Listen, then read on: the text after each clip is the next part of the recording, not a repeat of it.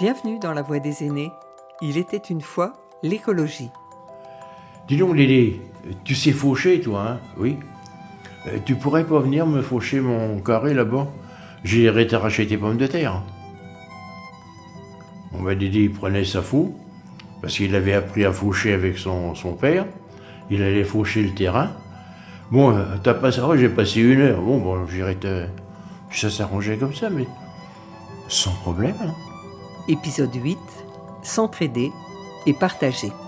Oui, c'était une solidarité, c'était une nécessité finalement. André en a plein des histoires à raconter sur ce sujet. Mais pour les comprendre, il faut avoir un minimum de contexte. Partons à Nogent avec lui dans les années d'après-guerre. Le soir, il y avait 12 cafés dans le Nogent. Toutes les usines sortaient à 6 heures.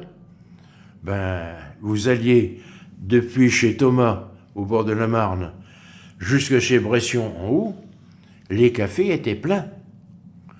Les gens ne rentraient pas chez eux. Ils allaient au café boire une chopine. Une chopine, je ne sais pas ce que c'est qu'une chopine. C'est une demi-bouteille, c'est une chopine.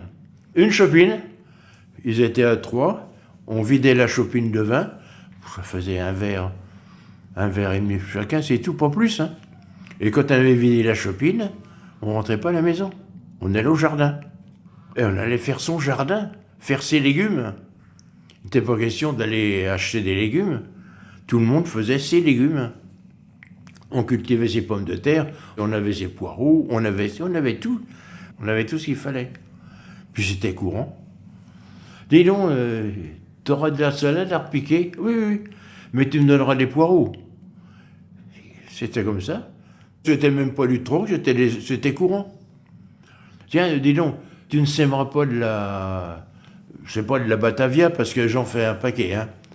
Ah bon, mais par contre, moi, j'ai fait des poireaux, alors tu n'en feras pas. On savait, au moment des repiquer, tes poireaux, oui, tu les donnes. C'était plus convivial que ça l'est aujourd'hui. Aujourd'hui, des médiathèques, des tiers-lieux, des associations en milieu rural ont remis en pratique les échanges de graines. Alors oui, ce n'est plus pareil, mais c'est aussi convivial. Et surtout, laissons du temps au temps. Nous ne sommes qu'au début de nouveaux modes de vie, où l'échange, l'entraide et le partage redeviennent des valeurs essentielles. Et à la campagne, ça se passait comment, la solidarité ? Marie-Thérèse, j'ai donc 90 ans. J'ai été mariée à un monsieur dont le papa était bourrelier et il ne voulait pas faire ce métier-là, donc il a appris son métier chez un oncle. Donc on s'est expatrié en Seine-et-Marne en 1951. J'avais 20 ans. Comme mon mari avait appris chez un oncle, c'était une petite ferme de 18 hectares, quelque chose comme ça. Et quand il est arrivé ici, c'était 70 hectares la ferme. Il y avait un grand champ de trèfle qui était à couper et puis à faner. Et puis, n'ayant pas de matériel, et étant habitué, lui, à des petites surfaces, il est désespéré. Alors il vient me voir, puis il me dit « Tu viens voir ?» J'ai dit « Oui, je viens voir. » Il dit « Comment je dois faire ?» Il dit « Je ne sais plus comment faire. » Alors je dis « Il y a des voisins qui sont peut-être gentils, qui vont peut-être te prêter une machine. » Et puis il est allé voir un cultivateur à côté, et puis qui était dans le même cas, parce qu'il venait aussi de moi. Et il savait ce que c'était que la misère, c'est le cas de le dire. Alors, il dit, c'est une bonne idée. Alors il va voir, il demande si gentiment ils peuvent lui prêter la machine pour faire le foie. Sinon, il était perdu, hein. Ouais, il n'en avait rien. Alors, bon.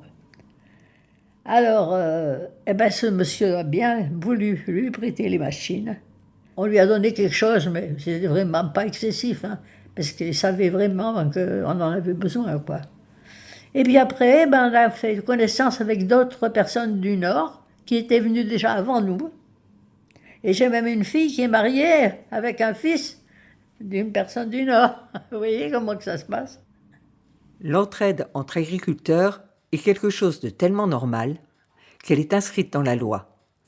L'article L 325.1 du Code rural dit bien que l'entraide est réalisée entre agriculteurs par des échanges de services en travail et en moyens d'exploitation. C'est un contrat à titre gratuit, même lorsque le bénéficiaire rembourse à celui qui rend service tout ou partie des frais engagés par ce dernier. Mais à la campagne, en plus de l'entraide, il y a le troc. Et là, ça concerne tout le monde.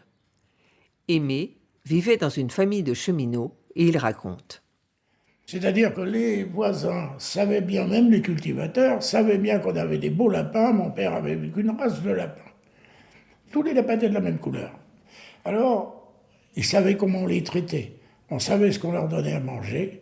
Ils savaient exactement le foin, tout, vraiment comment ils étaient traités. Bon, alors comme ils savaient tout ça, quand ils avaient besoin d'un beau lapin, ils venaient voir ma mère et ils disaient « Ma mère, est-ce que je peux avoir un lapin pour demain ?» Ma mère a dit « Oui, je vous le laisse vivant ou je le tue ?»« Non, laissez-le moi vivant. » Bon, et il partait avec son lapin. Moi, ça me faisait pleurer parce que mon lapin qui s'en allait, elle m'a fait comprendre un jour que c'était aussi bien à eux qu'à nous, parce que c'était eux qui nous donnaient quand même le casse-croûte pour les lapins.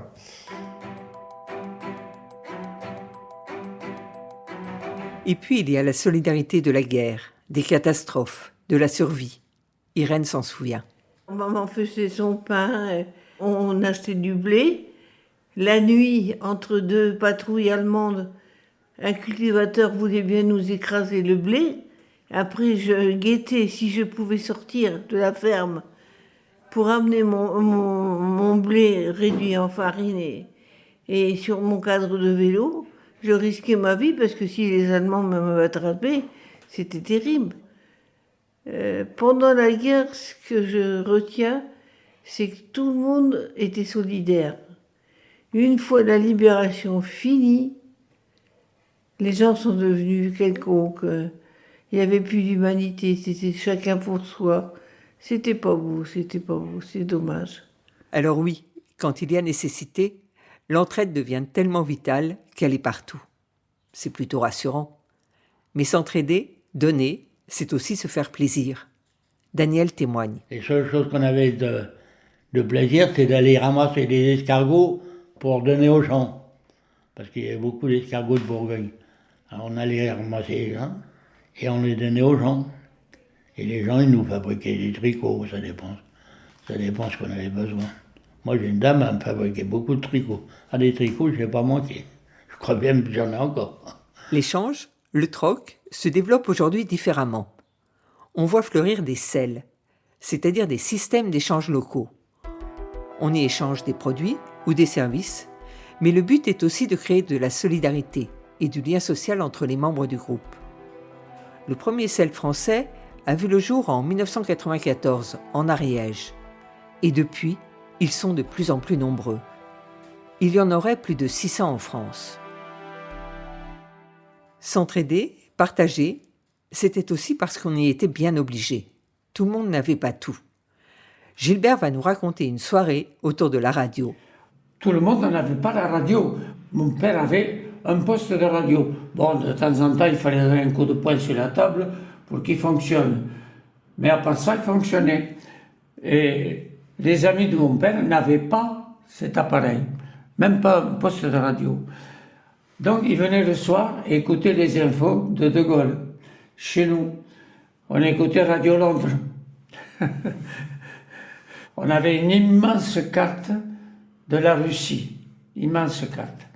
Et on avait un oncle qui était quand même un peu plus calé que nous en géographie, qui, sur la carte de Russie, piquait des épingles, et notre grande joie, c'était de voir les épingles sauter vers la gauche sur la carte de Russie.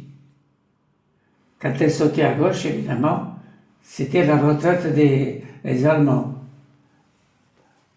Ah ben, nous, on chantait aussi devant la caserne, ça c'était la chanson de Lili Marlène. Vous connaissez la chanson de Lili Marlène?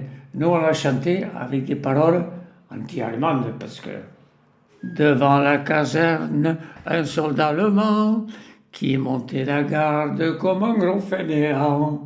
C'est pas vrai, si je montais à la... Je lui demande pourquoi pleures-tu? Il me répondit, on est foutu, Hitler sera pendu, Hitler sera pendu. Les guerres, les crises, sont des moments où l'entraide et le partage reviennent naturellement. Aujourd'hui, c'est l'urgence écologique qui nous fait retrouver le plaisir de partager, en covoiturant, en mutualisant ou en se prêtant des outils, des machines et des vêtements.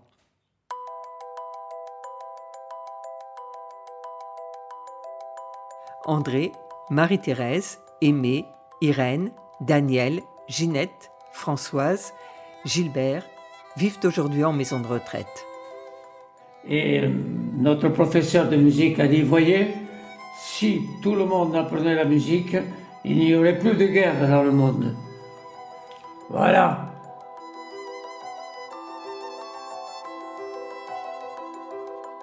La Voix des aînés, une production signée Partage de Voix avec le soutien de la Fondation Corian pour le bien vieillir. Réalisation Sophie Pillot, Agnès Maton. Musique David Gubitsch. Retrouvez leurs voix, leurs souvenirs, leurs confidences sur le site de la Fondation Corian pour le bien vieillir et les plateformes de téléchargement.